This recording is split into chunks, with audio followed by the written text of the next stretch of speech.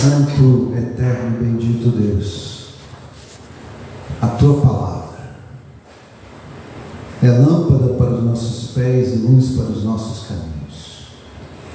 A Tua palavra é o maior presente que nós recebemos na história das nossas vidas.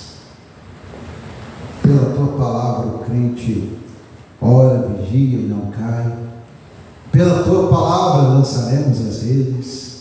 Pela Tua palavra somos vivificados. Porque quando a Tua palavra é pregada, o Teu Espírito sopra sobre nós, sobre este mundo, os ossos secos ganham vida e somos revigorados, amparados, dirigidos e fortalecidos na Tua palavra. E agora nós te pedimos que a Tua palavra opere em todos nós, no mensageiro e nos que escutam a mensagem, naqueles que hoje vão receber esta palavra para levá-la a outras vidas. E nós te rogamos que seja assim, Senhor, por amor do Teu nome, e em nome de Jesus. Amém, amém e amém. Esse barulhinho é chuva? Coisa boa, então vamos agradecer, começou a chover. Vamos agradecer a Deus também pela chuva que vem regar a terra, que vem encher os nossos reservatórios. Sem chuva, a conta de luz fica mais salgada. Então é bom que a gente esteja diante de Deus agradecendo todas as bênçãos. Sem chuva, o jardim não floresce. E nós vamos ter a oportunidade de ler o texto, Hebreus capítulo 10, versos 26 a 39. Nós não vamos ler todo esse trecho. Nós pensamos aqui algumas partes do texto para você acompanhar. Vai subir no pergaminho para você acompanhar, para a gente ler junto. Então vamos ler juntos. Se continuarmos a pecar deliberadamente, depois que recebemos o conhecimento da verdade, já não resta sacrifício pelos pecados, mas tão somente uma terrível expectativa de juízo de fogo intenso, que consumirá os inimigos de Deus. Eu vou passo a passo nesse texto, porque eu preciso falar sobre isso aqui hoje. Essa não é uma mensagem muito agradável para o nosso tempo, para os nossos dias. Na verdade, tem muita gente nas redes digitais, na internet, no YouTube, no Facebook, no Telegram, no Instagram, no TikTok. Invente uma rede aí, procure perguntar sobre o juízo de Deus, sobre a justiça de Deus, e sobre isso que a gente acabou de ler aqui, o juízo e fogo intenso. Você vai encontrar um monte de gente famosa, gente com vários milhares de seguidores, dizendo que esse negócio de juízo e fogo intenso não existe, que isso é uma coisa do passado, da mentalidade da igreja. Tem gente que vai dizer assim, que isso é incompatível com o amor de Deus. Outros vão dizer que isso, veja que coisa incrível, tem gente que vai dizer que isso não está na Bíblia. A Bíblia está cheia de exemplos. Hoje mesmo na escola bíblica dominical de manhã a gente lê um texto, Lucas capítulo 16. Jesus está ensinando a respeito do juízo, do fogo, mas tem gente que diz que isso não existe. Lá em Mateus 25, nós lemos esse texto hoje na IPD também, hoje de manhã. Jesus também está falando do juízo, do fogo. Aliás, é um texto que todos nós conhecemos, porque Jesus diz assim: tive fome, tive sede, estava nu, estava enfermo, estava preso, e vocês mandaram o pastor resolver tudo. É isso que diz o texto? Não é isso que diz, não, é? Porque às vezes parece, o pessoal diz: não, pastor, fulano está doente, pastor tem que ir lá visitar. Mas o que Jesus disse? Jesus falou que o pastor tem que fazer isso? Mas você sabe que não, né? A gente sabe. O Senhor diz assim: estava enfermo, estava preso e foste ver, fosse visitar. O texto ainda diz mais: tive fome, tive sede, me deste de beber, me deste de comer. Então dirão os justos: quando foi, Senhor, que nós te vimos assim? E aí o rei responderá: todas as vezes que o fizerdes a um dos meus pequeninos, a mim o fizeste. Aí ele vai dizer para os outros, está lá no texto de Mateus 25, para os que vão para o fogo, para o fogo. Está escrito no texto que vão para o fogo. Não sou eu que estou dizendo, é Jesus que está dizendo. E ainda assim tem gente que diz que esse tipo de coisa não existe, que isso é uma coisa antiga, que isso não está na Bíblia, que isso está ultrapassado. Eu preciso dizer para você que jamais podemos concordar com isso, porque o que a Bíblia diz, do Gênesis ao Apocalipse, e o que nosso Senhor e Salvador ensina, é que tem juízo sim, mas o juízo é para aqueles que, como diz o texto, me viram com fome, com sede, enfermo, preso, nu e nada fizeram. Então dirão aqueles que estão diante do juízo do fogo do Senhor: Senhor, quando foi que nós te vimos assim? Eu preciso dizer isso também porque nós vivemos tempos muito estranhos, muito estranhos. Eu sou crente desde criança e os meus antepassados já eram crentes. Mas a gente vive um tempo em que os crentes estão dizendo para os outros que ajudar o pobre está errado. Mas a Bíblia diz o contrário. Nós vivemos tempos em que os homens se orgulham da sua ostentação, como se não existisse a parábola de Lucas 16, do rico e do Lázaro. Vá ler na sua Bíblia a parábola do rico e do Lázaro e vê o que o Senhor diz a respeito da ostentação pretensiosa, arrogante, soberba, que tem um destino. A Bíblia diz que tem destino. O soberbo, o que a Bíblia diz a respeito do soberbo? O que o Senhor diz? O soberbo é aquele que é abençoado, né? Por isso que ele tem muita soberba, e ele pode se encher muito, pode ostentar, porque ele é ricamente abençoado por Deus. É o que estão pregando por aí. Sabe o que a Bíblia diz? A Bíblia diz o contrário. A Bíblia diz: eis o soberbo, e o Senhor não os conhece. É a mesma palavra que Jesus usa para o seu sermão profético. Ele vai dizer: eu não os conheço.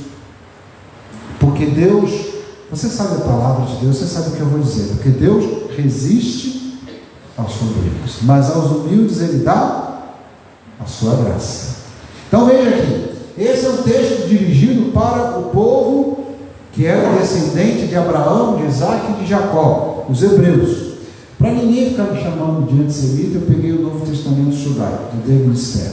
E o texto do David Sterr é muito claro, tanto aqui no Novo Testamento judaico, como no comentário do Novo Testamento judaico, onde ele diz o seguinte: quando o nosso Salvador e Senhor diz para os filhos de Israel, os filhos de Abraão, apresentem obras dignas da vocação que foram chamados, comportem-se como filhos de Abraão, é porque ele está cobrando para que eles não estejam pecando deliberadamente, porque conhecem a verdade. Eu até aumentei ali o deliberadamente, que deliberadamente significa o quê? Significa que você sabe o que Deus falou. E aqui é importante você saber que na Escritura, eu li esse texto lá na hora da aliança, nesta semana, na Escritura. Se você não participa, eu convido você para estar todo dia útil, embora esse seja o mais útil de todos os dias. Quem tiver ouvidos para entender, entenderá. Quem tiver olhos para entenderá, né? Que esse é o dia de hoje, o dia que estamos aqui diante do Senhor, é o mais útil de todos os dias. Mas os outros dias chamados úteis, de segunda a sexta, nós temos lá às 20 horas a nossa hora da aliança. Eu estava lendo lá um texto que eu vou convidar você para anotar aí e ler em casa. Êxodo capítulo 23. Sabe o que está escrito lá? Está escrito assim: não espalhareis notícias falsas. Está escrito isso lá. Está escrito também: não oprimirás o estrangeiro, nem o órfão. Não oprimirás o estrangeiro. Está escrito lá. Então, o que o autor de Hebreus está dizendo é o seguinte: eles sabiam qual era a vontade de Deus? Sabiam. Por que Jesus diz para o seu povo: vocês dizem que são filhos de Abraão, mas vocês não se comportam como filhos de Abraão? Porque tive fome, porque tive sede, porque estava nu. E aí você conhece todo o resto do texto. O que o Senhor está dizendo é aquilo que a própria Bíblia diz: Não adianta você dizer, eu sou crente, eu sei cantar todos os cânticos, eu vou lá na igreja no domingo. O Senhor quer misericórdia e não sacrifício. O Senhor quer obras junto com fé. Tiago está aqui pertinho de Hebreus, né? Hebreus, Tiago, se você conhece a ordem da Bíblia, os livros sabem que Hebreus e Tiago estão ali morando um do lado do outro, casa um, casa dois. E aí diz Hebreus que você não pode conhecer a verdade e continuar a pecar deliberadamente. Diz Tiago que a fé sem obras é morta. Só que Tiago pega pesado, ele diz que essa é a fé dos demônios, que os demônios eles não são ateus, eles sabem que Deus existe, só que eles deliberadamente desobedecem a Deus, estão contra Deus e não fazem a vontade de Deus. Então eu queria convidar você para virar a página, continuar aqui em Hebreus e entender o que significa isto. Na prática, o que significa? Significa que você sabe que é difícil fazer o bem? Sim, eu sei que é difícil fazer o bem, todos nós sabemos. A gente começou aqui esse nosso culto lembrando que Jesus diz que sem Ele a gente não consegue fazer as boas obras, sem Ele a gente não consegue fazer o bem. Mas eu preciso dizer para você que fazer o bem sem olhar a quem não é uma canção que inventaram neste mundo, nem é uma frase de efeito, é uma ordem do Senhor Jesus. Foi o nosso mestre que disse isso. Ainda disse mais, disse que quando você fizer o bem, você não deve fazer marketing social. Sabe, igual uma empresa que bota assim, estamos distribuindo tantas cestas básicas. Não. O que diz o nosso Salvador Jesus Cristo? Ele diz, quando você fizer o bem, não saia tocando trombeta, não, fazendo marketing social. Pelo contrário, que a tua mão... igreja sabe. Que a tua mão... não, você não tem que contar para ninguém. Eu preciso dizer para você aqui que várias e várias vezes eu estive em sepultamentos de homens e mulheres de Deus, e eu ouvi os filhos, o viúvo, as viúvas, os parentes surpreendidos por gente que chegava lá e dizia: o seu pai, a sua mãe, o seu tio fez diferença na minha vida. Um dia que eu estava precisando disso, ele foi lá e fez.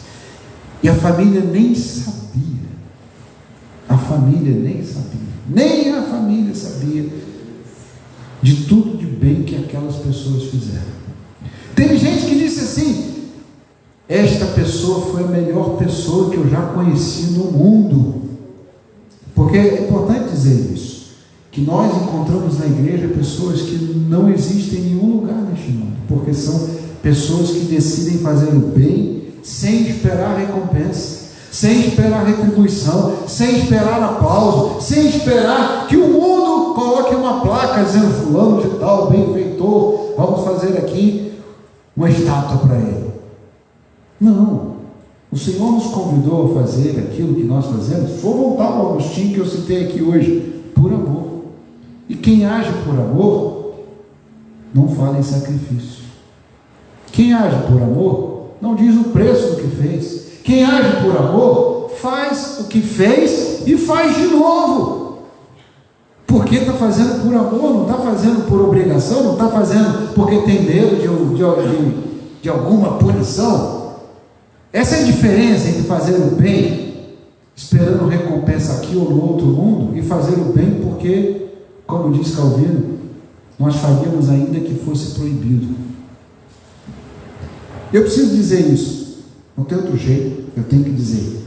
Infelizmente nós vivemos dias tão difíceis em que até mesmo fazer o bem está debaixo do juízo, do critério, da condenação, até das autoridades públicas.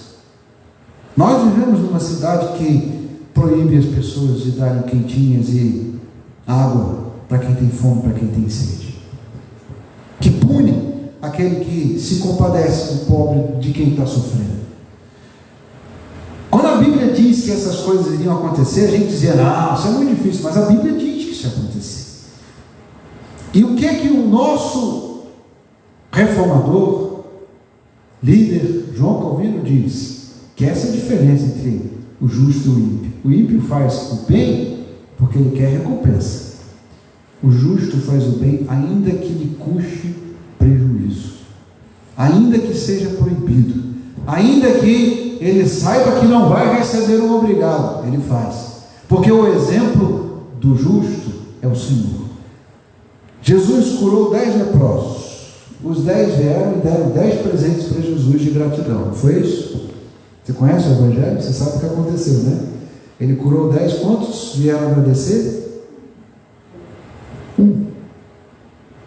Mesmo assim, disse Jesus, porque ele era estrangeiro, não tinha por onde ir, e ele não foi para outro lugar, ele foi lá agradecer a Jesus. Ou seja, Jesus não curou aqueles homens porque eles tivessem alguma coisa para retribuir. Jesus não fez as suas boas obras esperando a recompensa dos homens.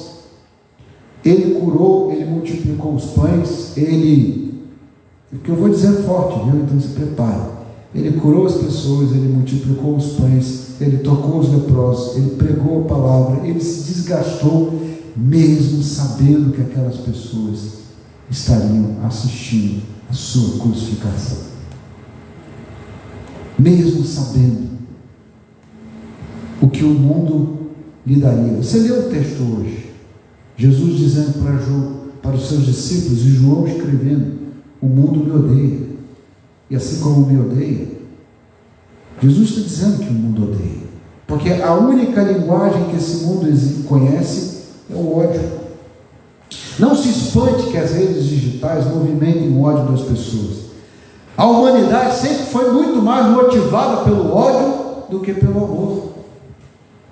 O que junta as pessoas e une muitas vezes líderes ao longo da história é que eles encontraram um objeto de ódio e dizem para as pessoas: odeiem, e aí todo mundo levanta a mão. Mas se ele disser amem, as pessoas dizem: não dá, como é que eu vou amar o fulano? Não tem como. Percebe a diferença? Jesus diz amem, aí as pessoas dizem: não dá não, eu não tenho como amar, eu não gosto de amar todo mundo.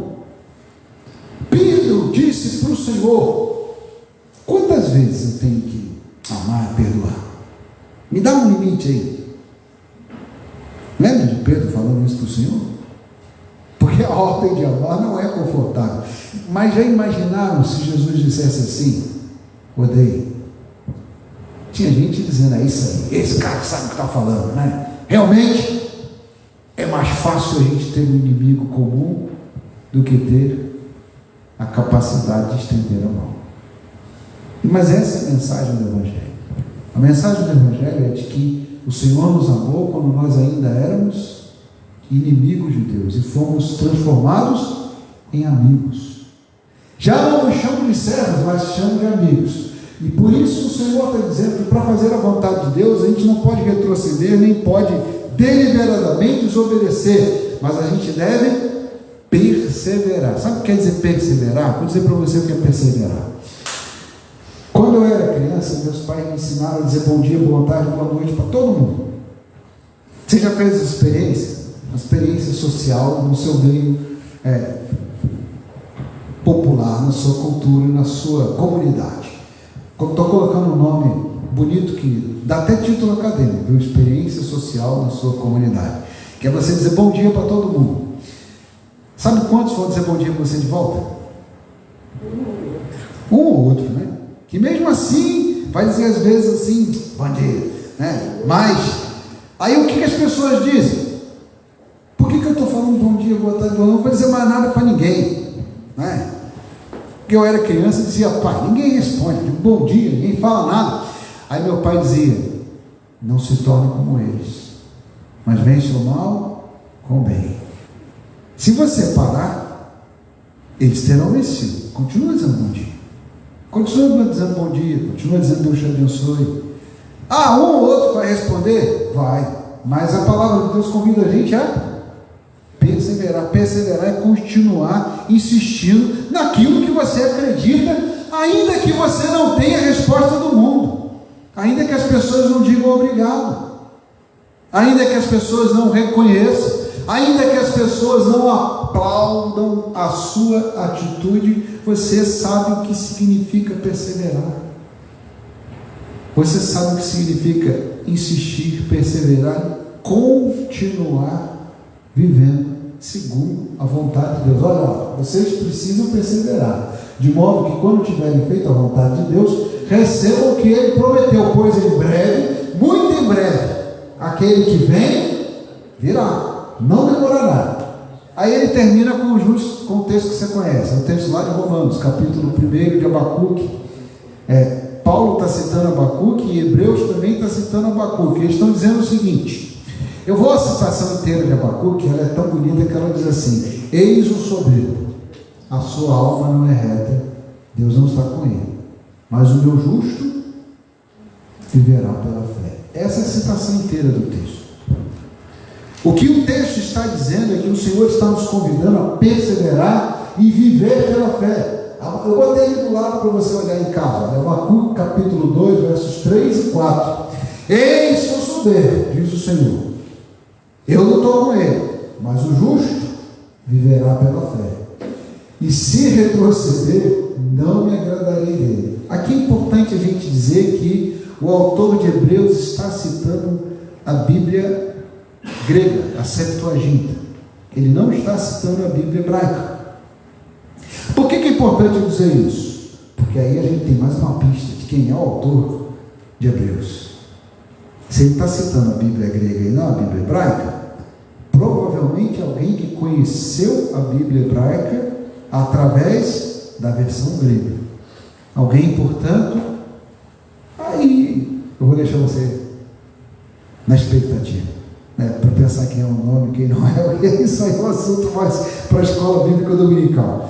Mas para eu não me frustrar totalmente, você pode dizer que alguns dizem, será que é Apolo que está escrevendo esse texto? Pode ser, mas aqui ele está citando a Septuaginta, ele está citando a Bíblia grega, por isso ele está citando esta versão de Abacuque diferente daquela que está na Bíblia hebraica.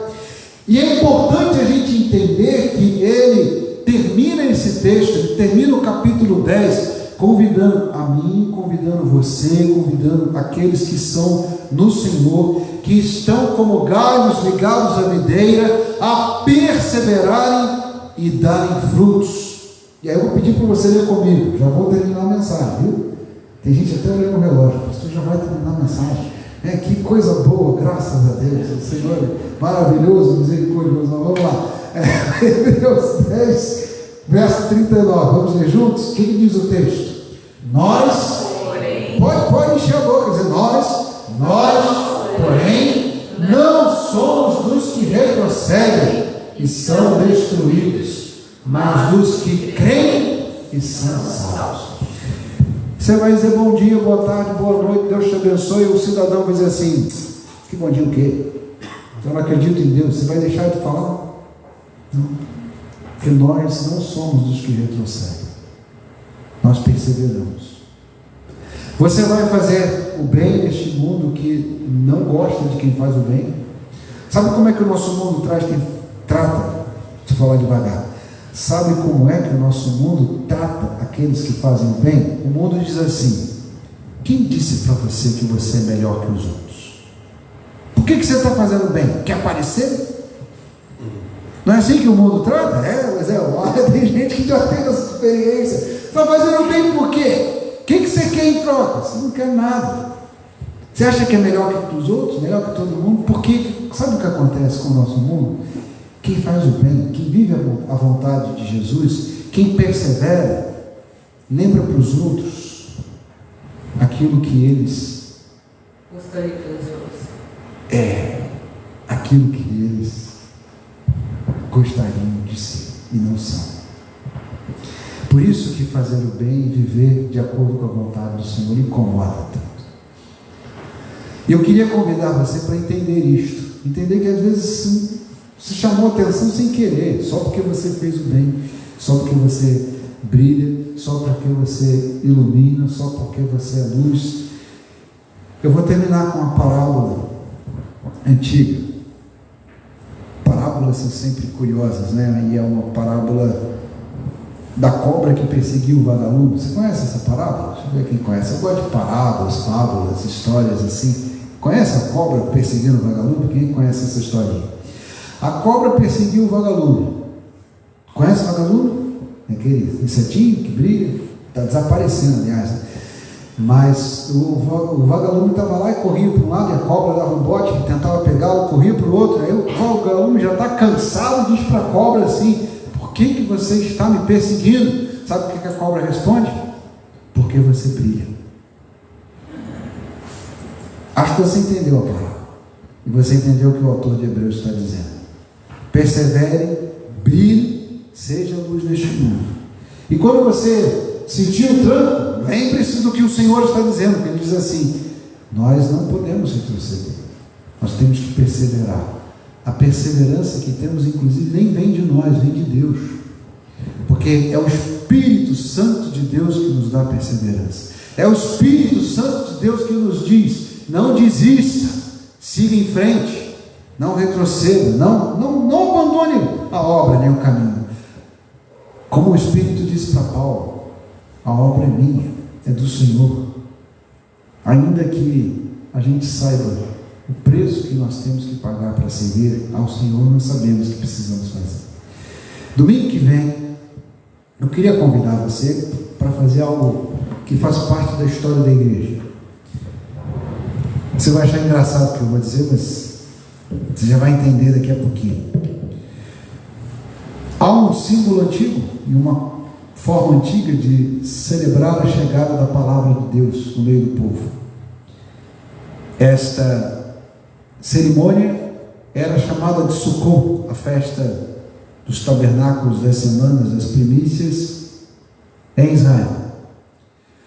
É uma festa que acontece 50 dias depois da Páscoa.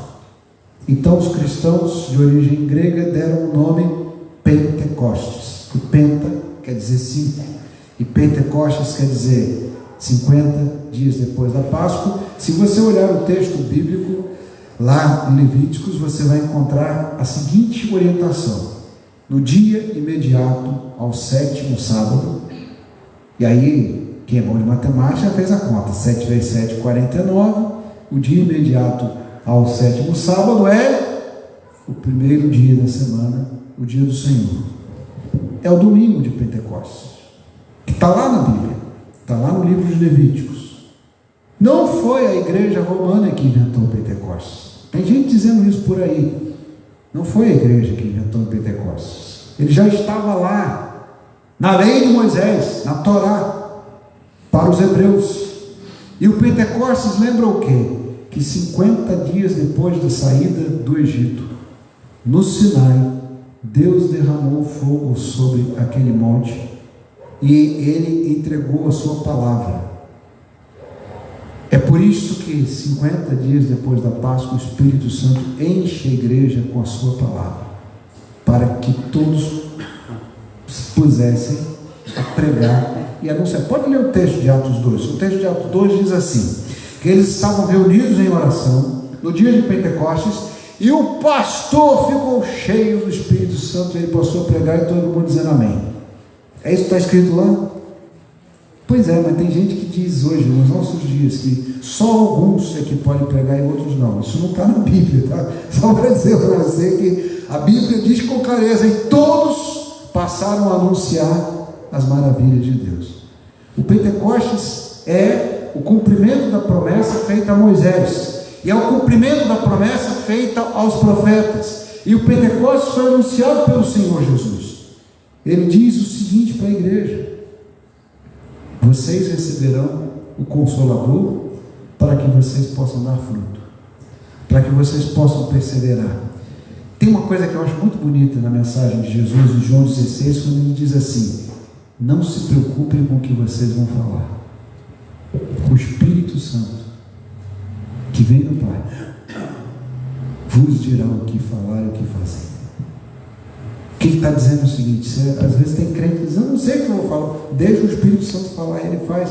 E eu vou contar para você por experiência própria. Às vezes eu não fiz nada, não falei nada, só sentei do lado do camarada, ele começa a abrir a vida dele. Rebeca já viu isso, o cara já viu, ele começa a contar a vida do nada, assim: eu não falei nada, só falei bom dia. Aí ele começa a falar a vida. E começa as pessoas às vezes a falar em assuntos absolutamente profundos, pessoais, personalíssimos, complicadíssimos. Daria aí para a gente um dia escrever o livro do que as pessoas falam de tudo na sua vida. Sabe como é que chama isso? Eu vou dizer para você, é a orientação, é a dinâmica, é o poder do Espírito Santo de Deus. Mas não está somente sobre o pastor. Por isso eu queria convidar você para entender que isso também é uma experiência que você pode ter. Não fica assustado não dói, nem te incomoda muito. O Espírito Santo, ele é um vento suave que chega sobre nós e nos dá a palavra de Deus. E às vezes, muitas vezes, a gente pergunta: como é que eu fui lembrar desse texto? Como é que eu fui dizer alguma coisa? Tem gente até hoje que diz assim para mim: pastor, o senhor falou aquilo naquele dia, e eu coço a cabeça assim, nem lembro o que eu falei, nem sei tudo que a pessoa disse que eu estou falando. Sabe por quê que eu estou falando isso para você? Para você entender que é assim que o Espírito age, apesar de nós, graças à sua fidelidade. Muitas vezes, em nós e apesar de nós, e além de nós, é a obra do Espírito Santo que ele vai fazer na igreja. Então eu queria fazer um convite para você. Domingo que vem, que é domingo de Pentecostes, venha com uma peça de vermelho. Pode ser um chale, as irmãs estão aí tão chiques, né, no frio. Pode ser um casaco vermelho, eu já trouxe o meu, né? Pode ser um casaco vermelho, pode ser uma meia vermelha, pode ser a luva, o que você tiver lá, procura no seu guarda-roupa, né? Uma peça vermelha, para a gente lembrar do dia de Pentecostes. É a cor do Pentecostes na história da igreja, para lembrar que naquele dia em que a igreja estava reunida, o Espírito Santo desceu sobre todos, homens e mulheres, cumprindo profecia. E Pedro disse àquela igreja que estava reunida em Jerusalém: o que está acontecendo aqui hoje é o cumprimento da promessa. O Espírito Santo será derramado sobre toda a carne. Vossos filhos e filhas profetizarão. Vossos velhos terão visões. E até sobre os servos e servas eu derramarei o meu Espírito. Essa é a promessa do Senhor, para que toda a terra se encha do conhecimento de Deus, como as águas cobrem o mar.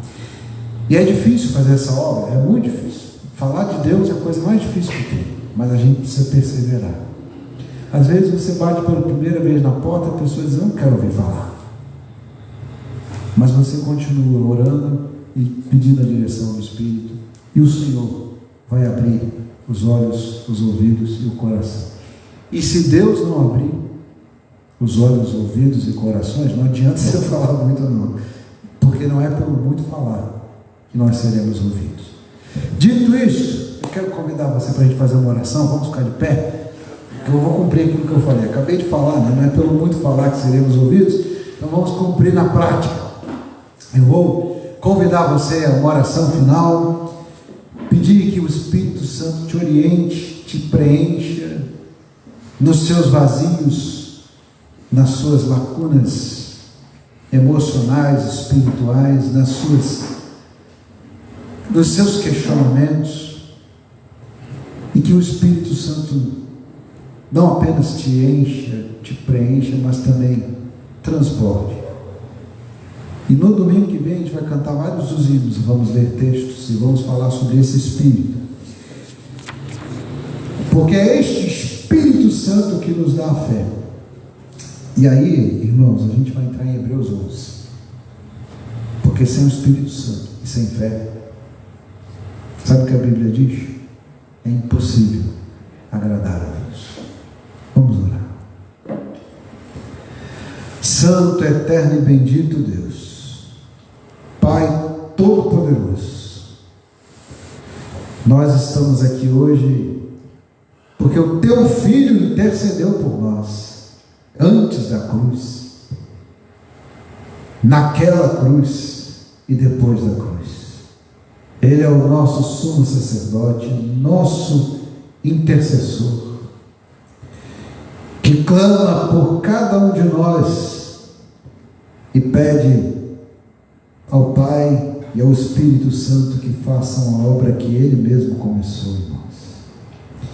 E nós te bendizemos, Senhor, por isso, e pedimos que o Teu Espírito Santo, o guia das nossas almas, o Consolador, nos santifique, justifique e fortaleça, renove, oriente, para que nós possamos perseverar, ainda que o nosso corpo, o nosso tabernáculo terrestre se desfaça, que o nosso homem interior se renove dia a dia no Teu Espírito, ainda que os homens se levantem contra nós, que o Teu Espírito Santo nos preencha e nos abençoe e nos fortaleça, como fizeste no passado e ainda fazes com a Tua igreja hoje, e que Tu nos dês a palavra certa, no tempo certo, para a pessoa certa que o Senhor vai colocar diante de nós. É o que pedimos, agradecemos e bendizemos, em nome de Jesus. Amém. Amém. Nós vamos receber a bênção do Senhor. Depois da bênção temos um amém, e aí nós vamos nos encontrar lá no momento de confraternização, para você dar um abraço no Osmar, no Gessé, na Eunice, na Carla, e a gente vai cantar parabéns também, porque hoje é dia de aniversário, e agradecemos ao Senhor. E eu faço aqui um convite, eu sempre faço para os aniversariantes, né? Eu faço para o Gessé, rumo ao centenário, para a gente estar aí diante de Deus, agradecendo as bênçãos do Senhor. Vamos receber a bênção de Deus eterno. E agora, meus irmãos e irmãs, que o Senhor vos abençoe e vos guarde, que o Senhor faça resplandecer o seu rosto sobre vós, que o Senhor vos conceda a graça, a irresistível e poderosa graça de Jesus Cristo, o amor incondicional de Deus Pai, e as doces e eternas consolações, o poder e a autoridade do Espírito Santo permaneçam em vós, perseverem até aquele dia em que seremos reunidos com o Senhor eternamente. Amém, amém.